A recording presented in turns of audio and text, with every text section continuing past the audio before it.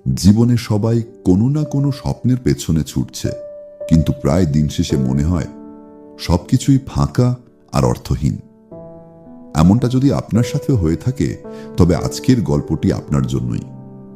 গল্পটি শেষ পর্যন্ত দেখুন, কারণ হয়তো এটাই হতে পারে আপনার জীবনের সত্যিকারের সুখের চাবিকাঠি। এক সময়ের কথা, সবুজ পাহাড় আর স্বচ্ছ জলের নদী ঘেরা এক ছোট গ্রামে বাস করত এক তরুণ, নাম আবির।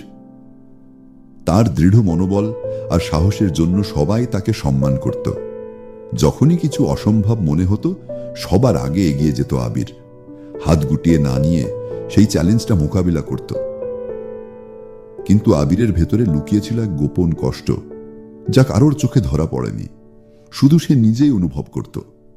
সে জীবনে সবকিছু অর্জন করার পরেও তার মনে হতো এক অপূর্ণতার ছায়া লুকিয়ে আছে। সবকিছু ঠিকঠাক থাকলেও জীবনের কোথাও যেন এক অপূর্ণ অধ্যায় রয়ে গেছে, যা প্রতিদিন একটু একটু করে তার ভিতরটা কুড়ে কুড়ে খায়। এই অতৃপ্তি আর ভেতরের শূন্যতা থেকে মুক্তি পেতে আবির সিদ্ধান্ত নিল উত্তর খোঁজার। সে শুনেছিল এক জ্ঞানী বৃদ্ধের কথা, নাম ইউসুফ, যিনি বনধারে একটি কুঁড়ে ঘরে থাকতেন আর যার প্রতিটি কথা ছিল আয়নার মতো। তার কাছে গেলে মানুষ নিজেকে নূতন ভাবে দেখতে শিখত।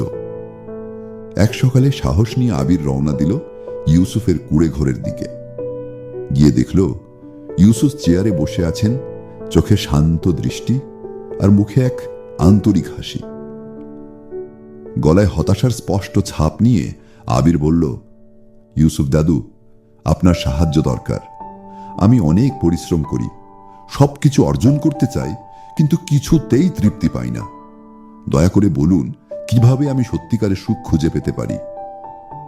ইউসুফ কিছুক্ষণ আবিরের দিকে তাকিয়ে রইলেন, তারপর বললেন, আমি তোমাকে সাহায্য করব, তবে আগে তোমাকে একটা সহজ কাজ করতে হবে।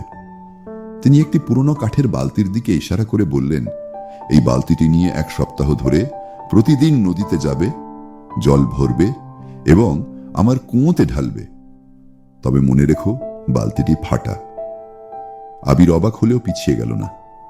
পরের দিন থেকে আবির ওই জ্ঞানী বৃদ্ধের কথা মতো সকালবেলা তপ্ত রোদে কাজ শুরু করল, কিন্তু বালতি দিয়ে অনেকটা পানি পড়ে যেত। কুয়ায় পৌঁছানোর আগে বালতি প্রায় খালি হয়ে যেত।